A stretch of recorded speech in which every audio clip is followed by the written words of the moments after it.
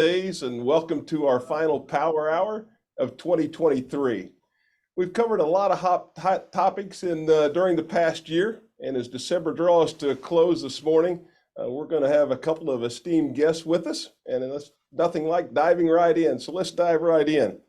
This morning, our first guest grew up on Hilton Head Island, and he's in his 385th day as mayor of Hilton Head Island. Welcome, Mayor Alan Perry.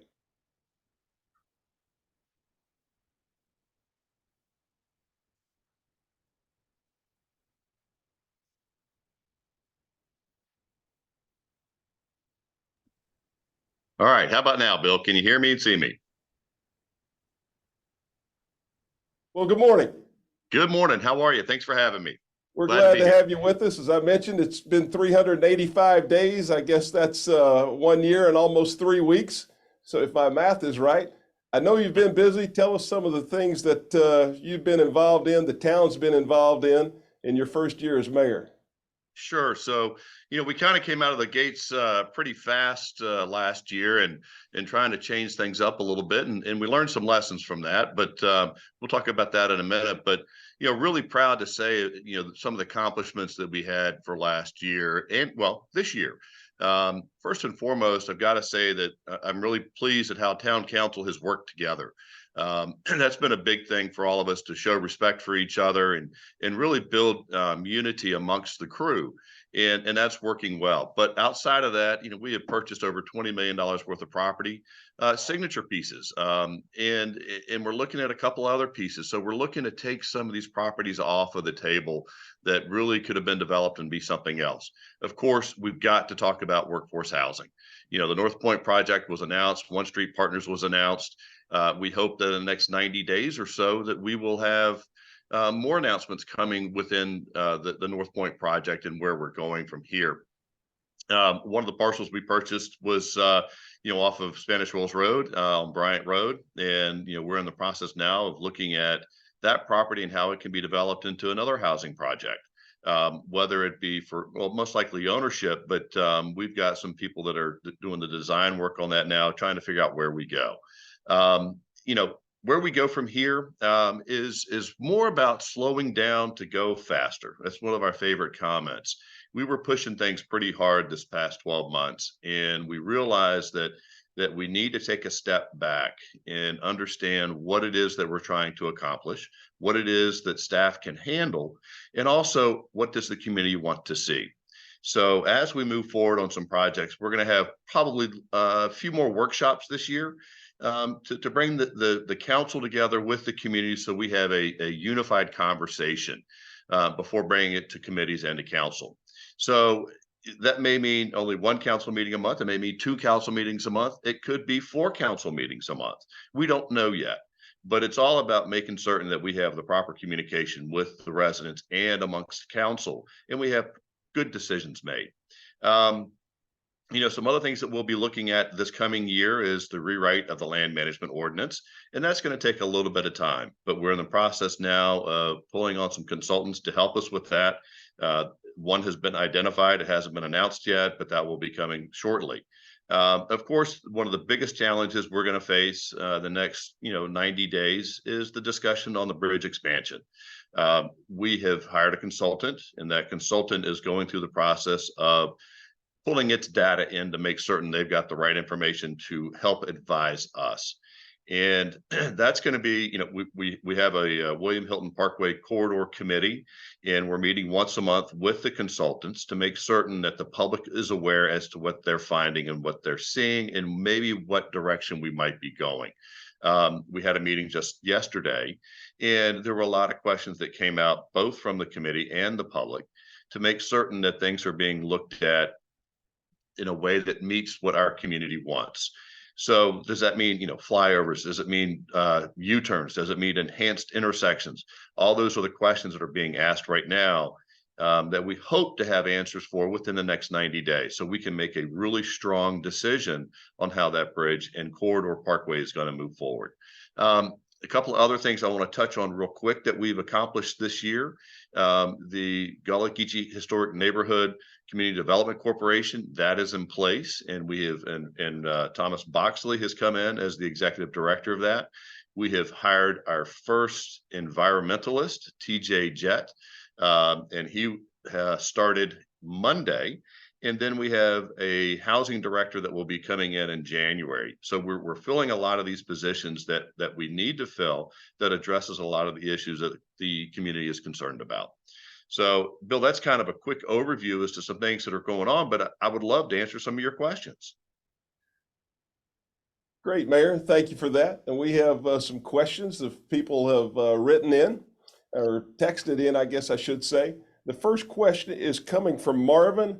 And Marvin is asking to talk a little bit about the town's new signal lights and if they are working in full force yet. Right. So we started this process back in April of this year, and we were hoping that it was going to have taken off a little bit faster. There were some issues within lightning and a lot of the signals were getting blown out. So they had to address that. We are now well into probably 45 days of the signals being fully active, and they've been calibrating. And on my way here this morning to do this, I was taking a look to make certain the lights were recognizing when there were no cars at those lights, and they would turn green. So I have seen that they're working well. They're not 100% up to par, but it's going to take a little bit more time to get them there. Within the integrated lights and the smart signals, the next thing that we're going to push for is for the county to follow suit and do the same things off island. If we can get this continued all the way out to 95, it'll make a tremendous difference in the traffic flow. All right, Mayor, thank you. It would make a tremendous difference. So keep up the good work on that.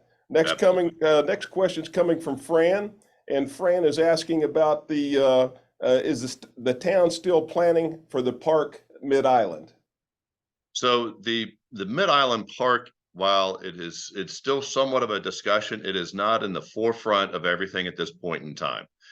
We have just approved to move forward with the Patterson and Taylor parks, both within the Gullah neighborhoods. Next, we will be working on the Chaplin Park and Crossings Park along with Islanders Beach Park and getting those renovated and moving forward. And we'll also be working on the Shelter Cove Park. The Mid-Island Tract will come later in this year into next year, and with additional discussions as to how that's going to move forward and what this current council really wants to see there. All right, thank you. James is asking, with the town taking over Main Street, what will that mean to the residents? Yeah, that's something that's been in the works for a long time, and we're so happy to have that over on our side now. First and foremost, what you're going to see is if you drive down the road today, you're going to see areas that are marked out that need to be cut up, roots removed, and some repaving to take place. Next, what will happen is the town staff and engineers will begin redeveloping what that area needs to look like. You know, where are the bike paths? What are the safety requirements? What are the lighting requirements? And hopefully about this time next year, we will see construction start on that to really improve that whole area. But first and foremost, the potholes and the bumps will be gone in the next month and a half. All right. Next question for you is being asked by TK.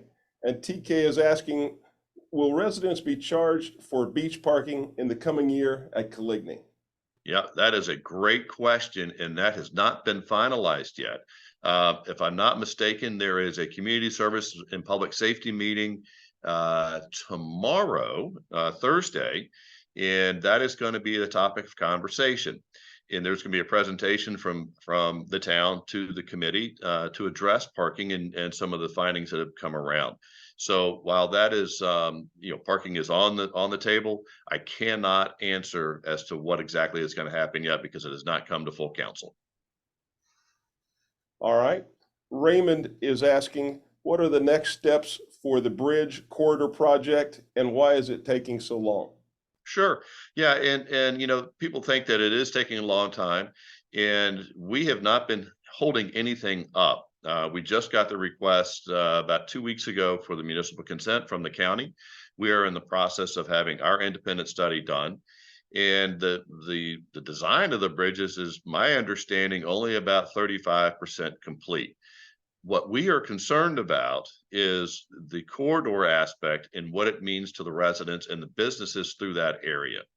There needs to be a NEPA, an environmental study done, and a finding of no significant impact.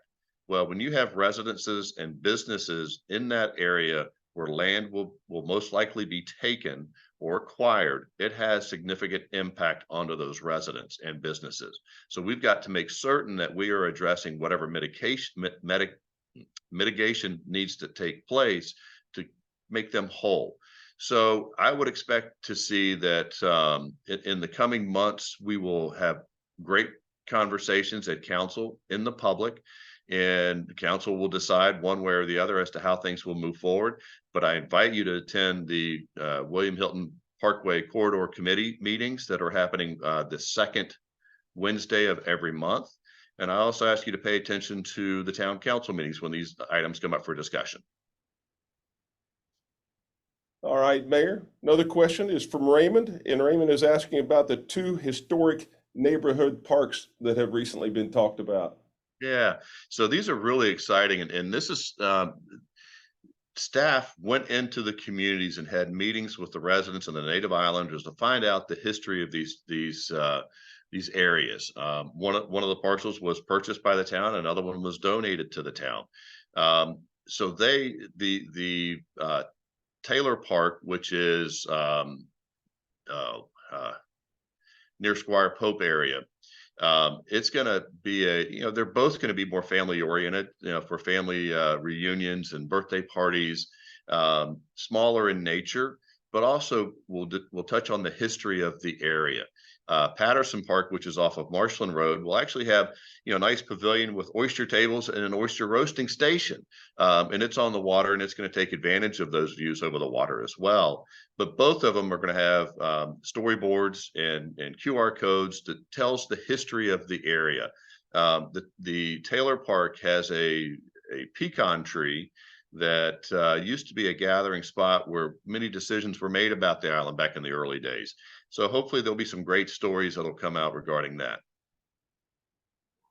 All right, Mayor, thank you. Another question's coming from Pete, and Pete is asking, if the town doesn't provide municipal consent, will the bridges still be replaced?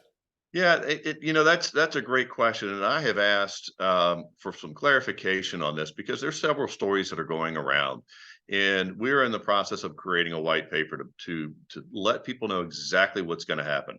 It is my current understanding that if municipal consent is not granted, that the one span that is dilapidated and doesn't meet current code will be replaced. Now, the question I have is, will it be replaced to the side, or will it be torn down then replaced? And if it's torn down and replaced, and that creates a whole nother issue for our community. But there's also questions about when the funding runs out. Do we have a March 31st hard deadline? I have heard from both state leaders, county leaders, and local leaders that have said that yes, it does. But I'd like to hear it from the horse's mouth. And that is something that we're going to work on in January when we're up in Columbia to meet with the Secretary of Transportation and hopefully the head of the State Infrastructure Bank to hear it for ourselves. We'd also like to see for the Department of Transportation to come in along with the State Infrastructure Bank and with the Federal Highway Administration to come in and make a presentation to Town Council. And that is something we're going to work on as well. Thank you, Mayor. We're getting lots of questions this morning, which is good. And Yes. the next question is coming from Mark, and Mark is asking what the top 3 initiatives will be for the town in 2024.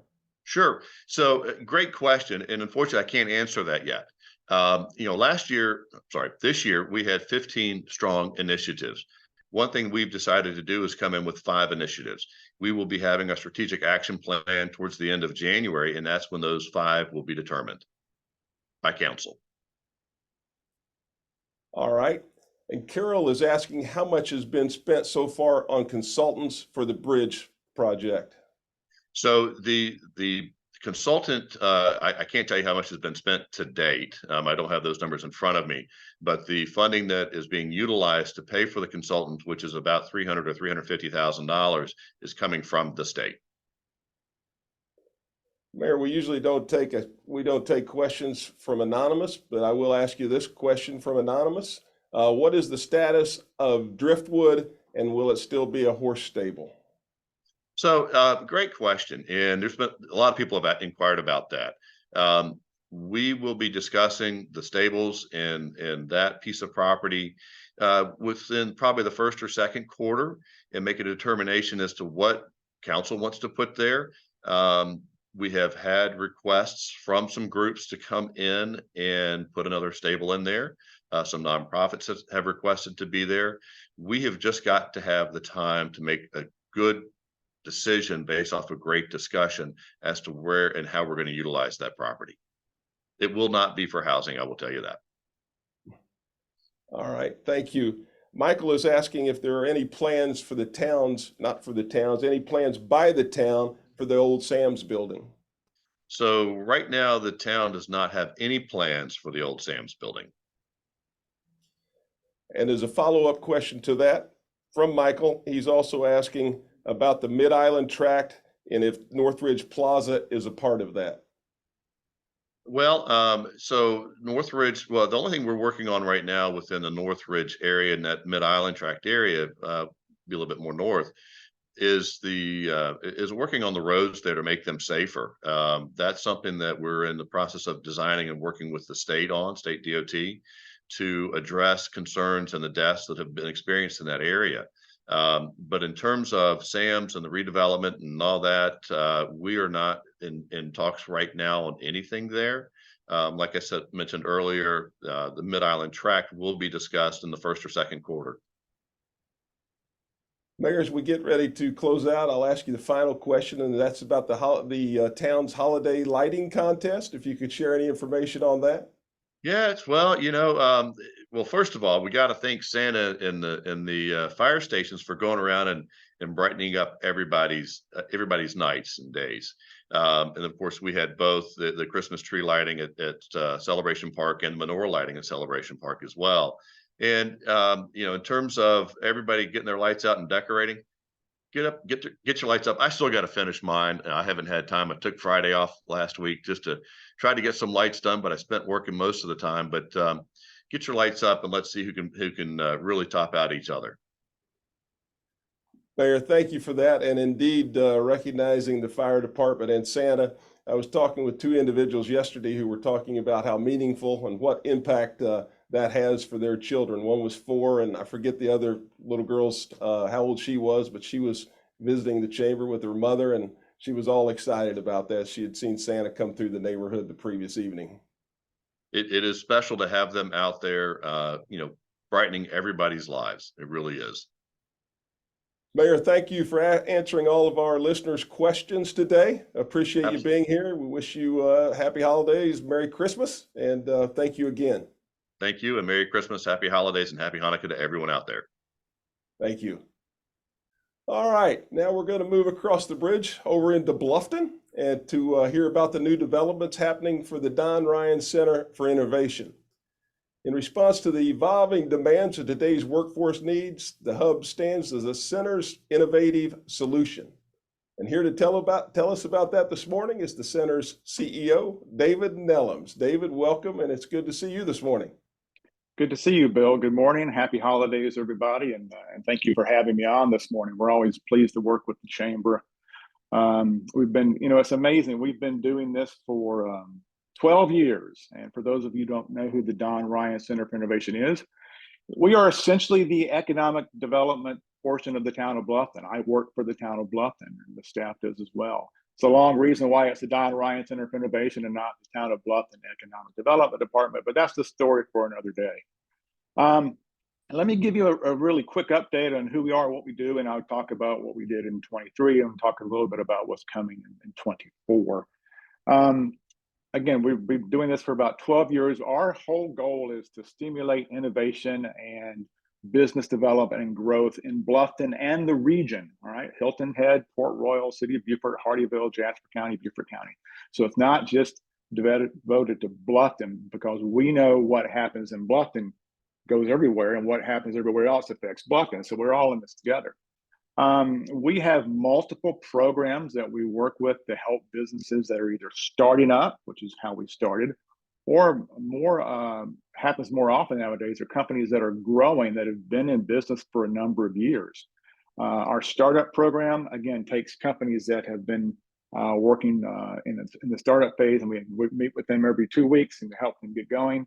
Our growth companies, these are companies that are anywhere from $1 to $10 million in revenue, and we've been surprised at how many companies we're working with on that.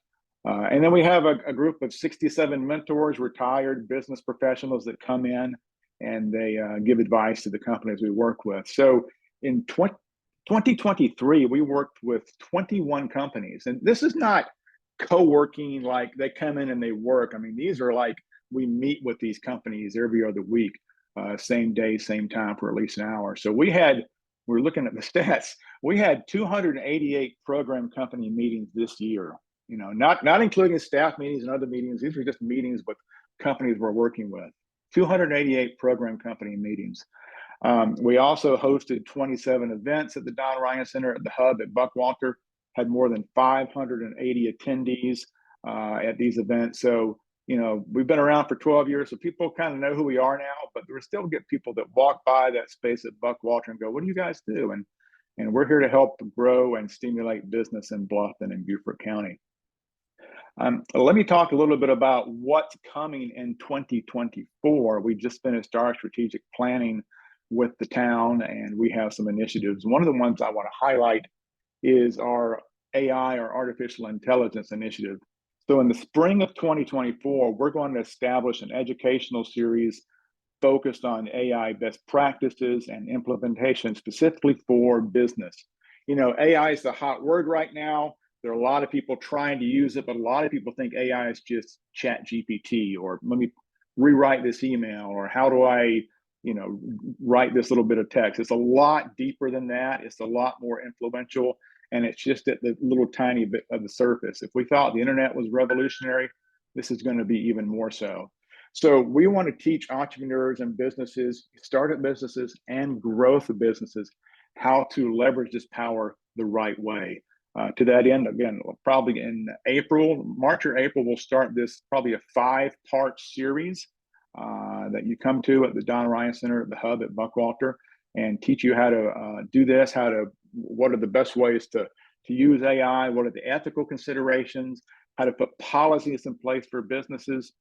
Bill, 80% of the people in businesses use AI at some point in their business life on at least a weekly or monthly basis, but most companies don't have any AI guardrails or initiatives or best practices about it because it's running so far ahead of everything else. So we think this program will empower small business startups with this cutting edge technology, and it'll be a great resource for small business. So that's going to happen in April. On the economic development side, a couple of exciting things. Town Council recently passed our economic development ordinance, and that is because, you know, when you look at Bluffton and you look at the Buckwalter area and out at New River, 51% of our population, 51% of the population of Bluffton is west of Buckwalter. So if you kind of visualize where the Kroger is and the Publix, and then all that area over towards Palmetto Bluff and New River and the new Publix, all that corridor there, 51% of the Bluffton population lives over there, okay? That's a lot of people, but only 17% of the services are in that area. So what does this mean? They all go down 278 because that's where all those services are. And the mayor was talking earlier, Mayor Perry was talking about, you know, the traffic signals, and you guys were talking about it. And how do you make traffic better on 278? One of the ways you do that is you put businesses where the people live or closer to where they live, so they don't have to all go down 278 for something that they could get closer to home. So this will have the effect of reducing traffic on 278. We have certain target industries like healthcare, dental, home health, pharmaceutical retail, childcare, affordable housing, mixed-use commercial space, and there will be incentives, possible incentives for financial grants for fees, impact fees, planning fees, Beaufort Jasper water capacity fees, and other fees on a case-by-case basis by council. So we're really excited about this economic development ordinance. You're going to see a lot of information about it starting in January and February, because we really want to grow that portion of the town of Bluffton. Something else on the economic development side, if you've been to Buckwalter Place, and I'm assuming most of you have, not only is the Don Ryan Center there and the Kroger's there and the park and the Culinary Institute, you also know behind that area is the police department, and near the police department, if you've ever paid attention, there's some vacant land. And there's going to be a development that's going to happen there in the next couple of years. It's a multi-million-dollar development, 50,000 square feet of Class A office and warehouse flex space. We believe this will bring more than 20 companies and 100 plus jobs to that location. And to that end, the Don Ryan Center is actually going to have a secondary building in that location, a 14,000 square foot building, 2 floors, which the bottom floor will be rented out for regular businesses, and the top floor will be for the Don Ryan Center's use. And right now we're calling that building the Hive.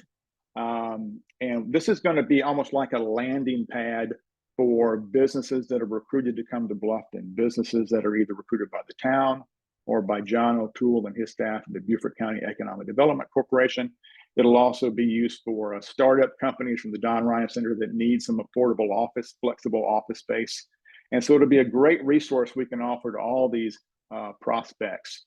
And we anticipate construction will start hopefully in about a year, and it'll be done in 2 years. And we think this is going to be a great thing for the area, and we're going to have some great office space in the first floor of that building as well. So a lot of things going on with the Don Ryan Center, economic development in Bluffton. I know I went really fast. We're always doing a lot of stuff, and so I'll stop right now. And Bill, if you have any questions, I'll be happy to answer them. All right. Thank you, David, very much. Always appreciate your updates.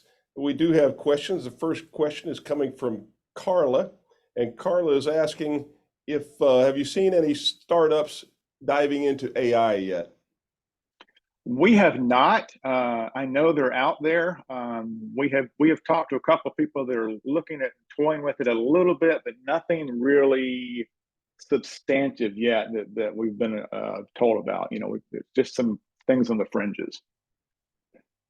All right, sir. Our next question is coming from Jack, and Jack is asking, have you seen inflation change the process of launching a business? We have not. When you look at the companies we work with, at any given time, probably half of the companies we're working with are startup companies and half are growth companies. We have not. I mean, money is always a problem. Capital is always a challenge for startups, but I have not heard firsthand of any inflationary problems with that.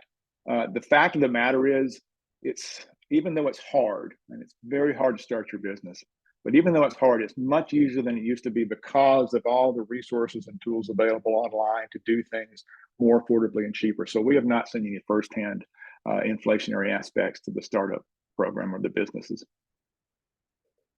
All right. Next question is coming from Mark, and Mark is asking if you have any startups you're working with in the healthcare industry.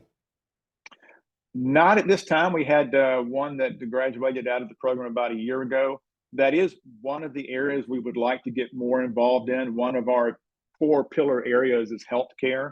And so we get companies that touch on that from time to time, somewhere in the, in the provider space, but mostly in the back end office support technology space. But we don't have any in healthcare right now. All right. Thank you. Next question is coming from Jim, and Jim is asking, what is the process to enter your program? Jim, we're still working on that. It's a great question. We're actually having a meeting this week, actually next week, excuse me. Time is moving fast, about getting this program online and marketing, and what we have some rough idea of what the process is going to be like. Obviously, there's going to be a website and an application process. However, that's not ready. However, having said that, if you have something you're interested in, you think would qualify, you would like to talk to us about it, please just send me an email at dnelems@townofbluffton.com. I'm sure the chamber will give us your emails out, our emails out, and we can work with you on a one-on-one basis until all this is finalized and available for anybody. Just get online and look at it. Next question is a broad question coming from Kayla. And Kayla's asking, what do you see as the biggest hindrance to launching a small business? The biggest hindrance, it's hard. And people don't realize how hard it is, and they get into it and go, oh, I know how to do, I know how to weld. All right. So I'll start a business where I'm welding for myself as opposed to somebody else. But now, you're not only a welder, but you're an office manager, you're an entrepreneur, and all this stuff. So it's very hard. It's why most people don't do it. The biggest challenge is having the discipline and having the realization of this is probably going to take longer and cost more than I thought. And you really can't, I've started 5 different companies, and you really can't explain it to someone that's never done it. It's like trying to explain what it's like to have children if you've never had children. That's the closest. It's just like, just got to get in and do it and see what it's like. There are all types of challenges. It depends on the individual. The Don Ryan Center is there to help you with that, because me and Paul and Kristen, we've all had our own businesses and companies, and we know what things to avoid. And our mentors are brilliant, and they really know, let's guide you on this direction or this direction to help you avoid some of the mistakes we've made in the past. So I can't single out any one thing other than you just got to be disciplined to work at it hard. You got to, I hate to say the cliche, you got to really want it, but it's going to be harder than you think. But if you have a good idea and you feel strongly about it, and you're willing to work hard and to devote the time and effort to it, it can be successful. Thank you, David. Thank you. Next question is coming from Thomas. And Thomas is asking, do you keep in touch with businesses who graduate from Don Ryan Center? And also, how many total graduates have you had? We do keep in touch with them. Some of these companies have been acquired by other companies. Some have been merged. Some are still here. The nice thing about it, of the 70 plus companies that have gone through our startup or growth program, I think 74% or so are still in business after 5 years. That's much higher than the standard 5-year life term of companies that don't go through an incubator. So we do keep in touch with them. Some of those individuals are very good friends of mine. So we do keep in touch with our graduates. All right, thank you. And this is going to be our last question for you that has come in, and it's coming in from Jack. And Jack is asking, do you see the need for flexible office space? And if so, what's the going cost? I can't speak to the rate on that. That is something that we will be talking about in the near future, especially as it relates to the Buckwalter development. But yes, there is a need for that type of space. That's why the new building at the Hive, whatever we're going to call it, at Buckwalter, will have some flexible office space available at aggressive market rates for new businesses that are starting and for other organizations. There'll be some co-working in there as well. But there is a need for that. The Don Ryan Center, our primary building called the Hub, which is in that little Kroger strip mall across from the park, and right next to the Rita's ice cream store, is only 3,000 square feet. And we envisioned it initially as some co-working and some flexible office space, but we've been so busy with our core startup and growth programs that we have no room for anybody really, for the most part, to drop in and just hang out and work or rent a space. That's why we're starting the Hive next year. David, one last one. This is coming Sure. from me. And I think it's important for our listeners, many who have maybe moved here recently and don't understand or don't know how the Don Ryan Center got its name. And if you'd share that with us before we close, I think. Yeah, I get that a lot because it's like, well, you must be a nonprofit, right? Related to, we are a 501c3, but they don't realize the town connection. So real quick, Mayor Salka, who we all know, and a gentleman by the name of Larry Hughes, who's passed away, big Clemson fans. And Clemson started this program 10 or 11 years ago called the Technology Incubation Program, and Bluffton wanted to get on board with that. And it was going to be called, in typical government fashion, listen to this, Bill, it was going to be called the Bluffton Technology Incubator Incorporated incorporated, right? Dual incorporated, I guess. One of the gentlemen that was really motivated by this was a gentleman by the name of Don Ryan, who was a New York transplant that vacationed in Hilton Head. The mayors of Buffalo said, hey, you should move your business down here. He had a business called CareCore, which later on turned into Epicor and got turned into by Signum. But those two big buildings at the back of Buckwalter near the police department, that was the headquarters of that building. So Don Ryan was like, hey, you guys start this incubator. I'll give you space in my building. It'll be great. I love it. I'm a startup myself. I love it. So he was all in. And then before it started, he unexpectedly died. So to honor Don Ryan, they decided to name it the Don Ryan Center for Innovation. David, thank you for sharing that. Thank you for being with us. And also, thank you for doing the great job that you do for all the businesses that you work with. Thank you, Bill, and happy holidays, Merry Christmas, Happy Hanukkah to everyone out there, and to you and your staff, Bill, who do a great job. We appreciate everything you guys do. Thank you. We'll see you soon. See you soon. All right. Well, we've been saving this next guest all year. We didn't know if we would be able to get him or not. Certainly an exciting time. He really needs no introduction, but we're glad that he could take time out of his incredibly busy schedule that we all know here in December to join us. And if we could see our guest, there they are, Mr. and Mrs. Claus. Santa and Mrs. Claus, welcome. Hello, thank you for having us. How are things going at the North Pole? Busy, busy, busy. Very busy. We are getting ready. We're doing some local events here in Hilton Head to share the Christmas spirit with everybody. We know you've been out and about on the fire trucks in Hilton Head a little bit, and Yes. seen you around town, but now you're back at the North Pole, I guess, and everything Yeah. under control. You feel like you'll be ready for Christmas Eve and Christmas. Absolutely, absolutely. We've got a great team this year. We will be on the fire truck tonight in the Spanish Wells area.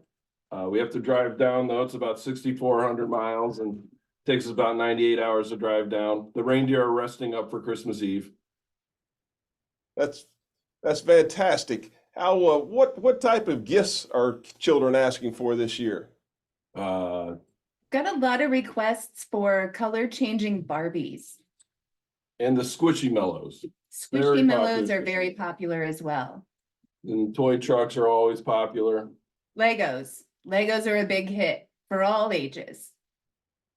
All right, those are some great suggestions. I'm sure our listeners are enjoying. And so what would you all like? What's your favorite dish for people to leave out for you, Santa? Sugar cookies. Sugar cookies and ice cold milk. Santa was very quick on that sugar cookies. We know you all are busy. Thank you so much for joining in with us today. And Santa, we look forward to seeing you real soon. Absolutely. Merry Christmas. Merry Christmas. All right, it was nice of Santa to take a few minutes to pop in with us and Mrs. Claus, so we're always delighted to see them. I want to wish everyone a Merry Christmas, Happy Hanukkah, Happy Holidays, and on behalf of our board chair, Susanna Cook, say thank you for a great 2023 and for your support of the Chamber, the community, and all that you do. Again, have a Merry Christmas, Happy Holidays, and Happy Hanukkah. See you in 2024.